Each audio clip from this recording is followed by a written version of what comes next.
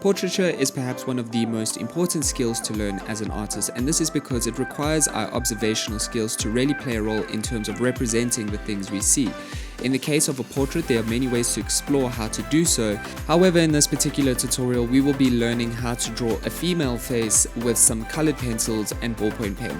Now, this is a very specific drawing combination of mediums. However, this does provide us with the opportunity to understand how to shade, how to establish a face in a sketch, and therefore how to kind of develop that through the integration of color values, how to blend colors, and ultimately how to enhance these features with a darker medium such as ballpoint pen.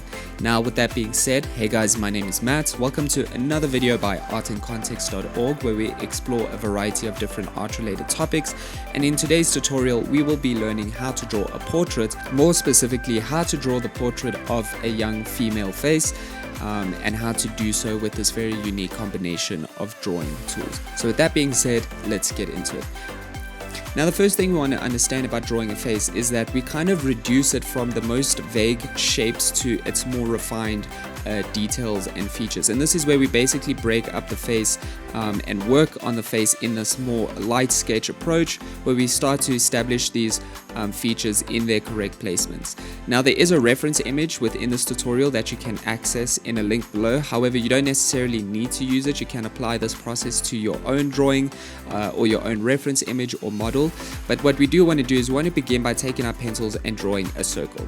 We then want to divide that circle into two parts, which will be established by a horizontal line that goes directly through it, and that will establish the eye level. From either side of that horizontal line outside of the circle, we can then proceed to draw in this generic triangular jaw shape that kind of forms underneath that circle.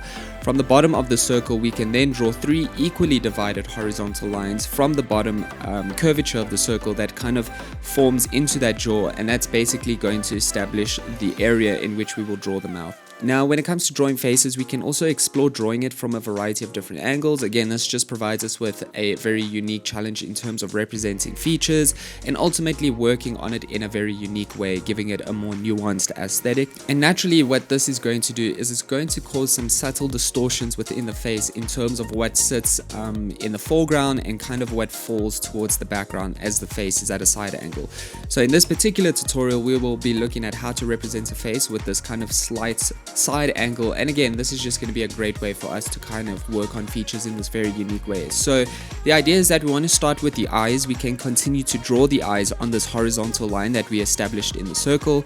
We do want to make sure that the closest eye, again due to the angle at which we are drawing this face, will be kind of closer and therefore larger. So we do want to make sure that that closest eye is slightly larger, but we do want to keep it on the same horizontal plane. Now, we want to spend some time tweaking and changing the sketch to kind of suit a female structure. So with the nose, we want to work out how high or low it should be placed. That being said, it should be positioned near the bottom of the circle, as this is a more natural and realistic positioning of where the nose is, and this is why we establish these guidelines. So you might want to find that you'll draw and erase and then redraw again, but this is the intention of this first step. We do want to spend time just tweaking, and this is where working with a reference image, especially if you are drawing a face with a unique angle or position or pose, is really essential, because it can be a great way for us to kind of work on our observational skills in this early sketching phase. Now, with the nose, we want to make sure that the nose is somewhat petite. Again, this is a little trick that often helps to feminize the features within the face. So we do this by keeping the ridge a little more subtle and a little more smooth, with a fairly small nostril sizing. So these small things in terms of representing a face, even if you weren't working with a reference image, is a great way for us to kind of understand how faces start to move towards that feminine kind of quality. And this can be applied to a variety of different features. So with the eyebrows, you can either make them bushy or larger, but working again with this more subtle approach in terms of kind of keeping them thin, keeping them symmetrical, is another way to kind of just feminize the face.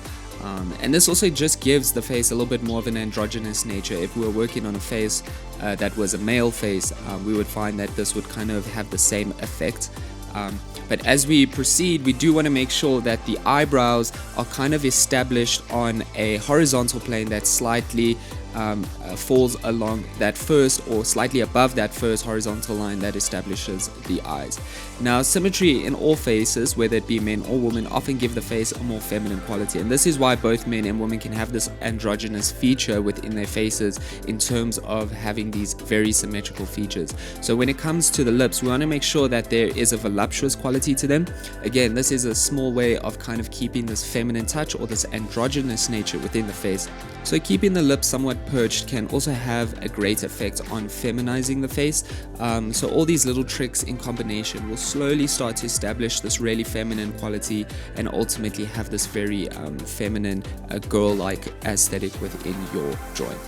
Another thing we want to understand about how to feminize the features is that the upper lip should always fall perfectly beneath the bottom of the nose. The indentation between the nose and the upper lip should also always be small and subtle, not being too large. Again, this just gives a petite quality to the face.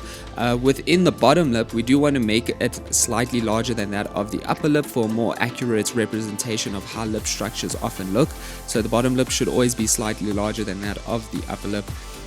But the intention of the step, again, is a trial and error period where we basically work through this idea of sketching lightly, maybe erasing, tweaking, moving things around. And we do want to spend a good portion of time on this stage. So again, using an image from the internet to assist you in the drawing process is really helpful in terms of navigating the placement of these different features. Learning how to draw a girl from scratch can be quite tricky, so consider looking at some images of a girl's face from various angles to kind of get a sense of how these proportions kind of work together and how these features are placed. Now, you can work on these features interchangeably. At this stage, what we should have is this kind of vague sketch of a face. Again, that's okay. But another thing to consider in terms of feminizing the face is the eyes. So often this idea of having slightly larger eyes does give this more feminine quality to a face. And this is also because as women's eyes tend to have a little bit more of an elongation within the eyelashes, which does give the eyes this kind of larger aesthetic. So the idea is to definitely kind of think about the size of the eyes in terms of making them a little larger, but we don't necessarily want to make them too large to the point where they fall into this animated quality. And we also want to again consider the placement of the eyes in terms of this kind of curved pose or kind of twisted pose or angle that we're drawing the face at. So one eye will always be slightly larger than that of the other eye in terms of which one sits in the foreground and which one sits in the background. Now again, spend some time on this early stage where you're basically working out the sketch, making sure you're placing features correctly, making sure that we're also keeping all the features on their correct plane, so the eyes fall on the same horizontal plane, the mouth kind of falls in the correct space just beneath the nose is kind of vertically positioned between the eyes in a correct formation and kind of flows into the eyebrow ridges, with the eyebrows also placed slightly above the eyes. Now what we can do is we can already start to consider how we color in the girl's face. So now we get to the fun part, and this is where we can also start to explore color values and how we want to enhance the facial features through this use of color. Now when it comes to colored pencils, these Derwent really soft color pencils are a really good medium in terms of establishing these really beautiful color values. Again, obviously use what you have available to you, but that is a really good suggestion in terms of a actual medium that could really enhance your drawing. Now the idea is that you want to explore and kind of consider what kind of tonal values you want to work with. Now a really good suggestion is setting a tone that maybe is warm, and a good color combination for that is a combination of pinks, reds and oranges. Now using these three colors for features around the eyes can really enhance the eyes themselves, and again we give the eyes a different color such as blue or green, but working with these color combinations that work in terms of establishing a skin tone is a really good idea in terms of keeping that skin tone warm. Now again, the idea is that we also want to consider what kind of ethnicity we're trying to represent and what kind of color values complement those very specific skin tones depending on the ethnicity. In this case we are working on a Caucasian female drawing, so working with some warmer colors that tend to kind of complement the skin tone of a Caucasian female, like pinks, reds and oranges, is a really good suggestion. So as we work with our color combination, we also want to start considering the light and shadow of the face, and this is where we want to kind of use the spectrum of darker to lighter colors for working shadows in and around the facial features, as a way of kind of enhancing these features and ultimately giving them a more three-dimensional quality. Now, as we kind of continue with this process of integrating color, the idea is to think about how to blend these colors and kind of understand how the spectrum of these colors shift from dark to light. So if you're using pinks, reds, and oranges, you want to consider which colors are darker and ultimately how those colors can be used in order to develop shadows. And this is where blending of our colors as we shift through different features becomes really kind of an exploration in terms of what is achieved when we do blend our colors in terms of creating these different tonal values. Another thing to think about is that the negative space or the white on the page itself can be used strategically to develop highlights. So this means that both the ridge of the nose and the bulge of the eyelids and any other exposed areas that we kind of will have highlights represented within them can be kind of left out or used strategically in terms of developing these very soft gradients that shift from our colors into these white areas on the page and ultimately create these qualities of a highlight in our various features. Now, as we continue with this coloring process, using pinks and oranges to set the undertone for facial features, which then can be shaded over with darker colors such as reds and pinks and purples, is a really good way to create refined shadows on the face that have these very subtle gradients. So allow yourself to experiment with layering and blending colors to create both light and darker areas within the face. So as we proceed, it's really important for us to pay close attention to which parts of the face are indented and which parts of the face protrude, and how this kind of affects the color values and tonal variations in terms of shadow formations on the face. So with facial features, if they protrude, again, they tend to be more exposed to a light source, but if there are indentation qualities within the face in terms of any orifice within the face like nostrils and the mouth itself, color values will kind of become darker naturally as they are less exposed to a light source. So some areas of the face are very subtle with their indentations, such as the little creases around the edges of the nose or along the inner ridges of the eyelids. So try to spend some time thinking through these little nuances within the face and where areas of the face will have darker shadow formations and where those shadow formations will be slightly lighter due to the fact that some of them are more exposed to a light source. Now, as we proceed to color in the face, we can also start to consider some complementary or opposite color values in terms of how to counterbalance the current color values that we do have. So for instance, we could also start to think about more colder colors such as blues and purples, and this can be a great way to counterbalance the color composition within the face. These colors can also be useful for creating shadows such as the inner parts of the mouth. So again, when we're working with colored pencils, we do want to really consider how we are kind of creating these gradients between darker and lighter moments and using the colors that we have in order to do so. So we're not necessarily wanting to use colors like blacks, you know, to have this more like obvious vivid darkness within the face, but to have something a little bit more natural and a little bit more unique, we can then consider using darker colors or colder colors in order to establish shadow formations within the face instead of just using blacks and these darker grays. So again, try to think about layering the colors for different areas on the face. So for instance, we could layer oranges with reds to give the lips a bit more of a blood-filled quality, but then we could also layer purples over oranges near the ridges of the eyes to create more depth within the brows. So allow yourself to really explore color values within the face. However, a good rule of thumb is to have colors layered from light to dark. So the intention here is, as we build up these shadow formations, we always want to start from these lighter tonal values and then slowly layer them with some darker tonal values. Another aspect of the face to consider is the eyebrows and eyelashes. A good suggestion would be to use dark purple or darker blues, and then this can kind of function as a darker coloring for the hair. And again, this is just a unique way to add in darker features without necessarily just using like a black pencil or something a little bit more simple.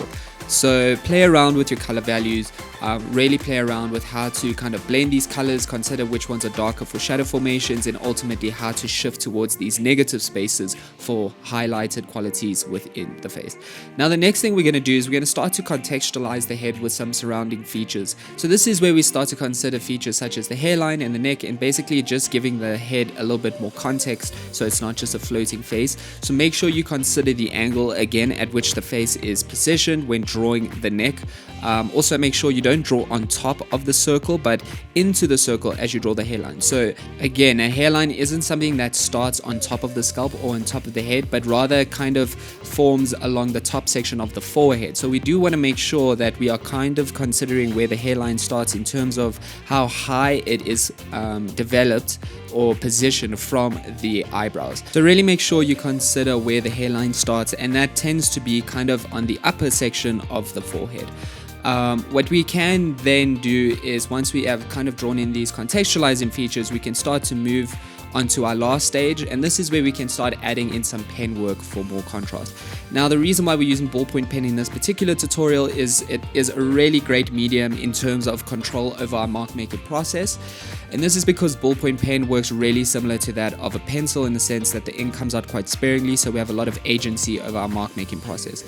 Now, the intention with ballpoint pen is to kind of add some more refined line work, some more contrast to the details within the face, and this is where we kind of use our ballpoint pen as a pencil or as a drawing medium where we can add in these finer details, such as some detailing within the iris or refining the shape of the eye, and kind of moving through all the features of the face and ultimately refining them with some pen shading. We want to work carefully with our pens to draw and shade. We want to make sure that we are using our pen work to enhance the colored features and not overpower them. So the idea is that we're not necessarily kind of shading and covering the entire drawing that we have just established with some very beautiful color formations with our colored pencils, but rather our pen work is kind of used as a means of enhancing these colored features. So for instance, pen lines work really well for bringing out the contrast within lashes and eyebrows. So using your ballpoint pen in terms of working in fine lines that flow within the form of the eyelashes and eyebrows can really enhance those darker features such as hair qualities. We also do want to be very cautious with how we use our pen work around features such as the nose and mouth. So the nose can be darkened slightly with the pen shading in areas that are most dark, and this can be applied to the mouth as well. Again, any orifice within the face such as nostrils and mouth tend to be quite dark, but we do want to make sure that we are developing shadow formations from their darkest areas within those orifice features, and then kind of giving them a subtle gradient as we move towards the surrounding features that are more exposed to a light source. So make sure that you take your time with how you use your pen work. It's a matter of considering each feature one at a time, making sure you add in shading very carefully. Again, pen works very similar to pencil, so we are trying to be conscious of the pressure that we apply to our pen as we move through these various features. We can also use our pens to add in any more features as we go along. Again, this is a drawing process. That means we will find that naturally as we proceed, there are new things that will be discovered as we continue through our drawing process. Another major thing to think about is the hairline. So you want to make sure that you draw into the circle guideline. You want the hairline to flow along the upper forehead and not directly on top of the head. So you want to make sure that as you integrate these pen marks, that they flow in a way that develops from the upper forehead and kind of flows along the direction in which you would like the hairstyle to be positioned. And this is a great opportunity for you to also consider the hairstyle. Again, a hairstyle is really a massive contextualizing feature in terms of how it defines the quality of this female structure. So if you have shorter hair, that's going to have an effect, but if you have longer hair, that is also going to have a more feminine quality or feminine effect on your portrait. So think through that as you proceed to add in these details. Now at this point, we should start to see how our image is coming together in terms of establishing that first sketch, the colored qualities, these pen details. But as we continue with these contextualizing features, especially with the hair, we can consider using other mediums such as a marker or a black marker. So using something like a marker to add in scattered strokes that flow in a particular direction is a great way to give the hair volume without having to shade. This is a little trick in terms of establishing contrasted moments within the hair structure that kind of define shadow and light within the hair.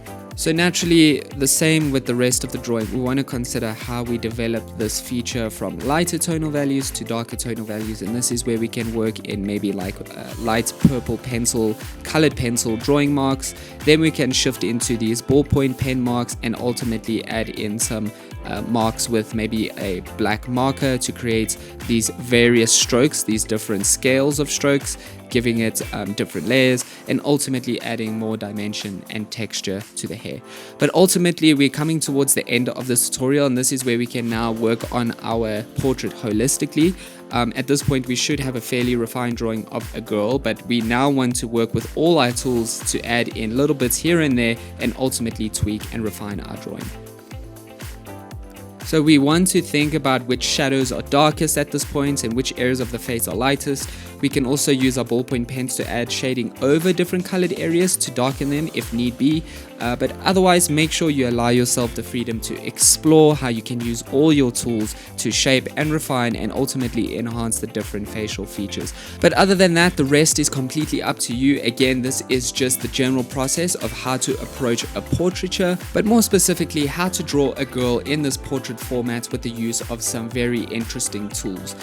Some key things to take away: it's all a matter of developing your portrait from this vague stage to this more detailed and refined stage, and this is where we basically establish the drawing in these fundamental shapes, then refine them into identifiable features, work in some lighter tonal values with our colored pencils, really play around with creating these gradients in terms of establishing highlights and shadows within the face, considering the nature of each feature of the face, and then ultimately enhancing these features with some pen work and maybe some markers and darker mediums. But otherwise, guys, I hope this video was helpful. I hope you found it interesting. I hope there are some key things you can take away and apply to your own drawing process in terms of approaching a portraiture drawing process. But otherwise, if you did find this video helpful, or if you are interested in similar related topics, please let us know in the comment section below. Please drop a like, that helps us. Please subscribe, that ultimately grows the channel, which enables us to make more art related content for you guys. But otherwise, thanks again for tuning in. That is it from me today. Until next time, cheers.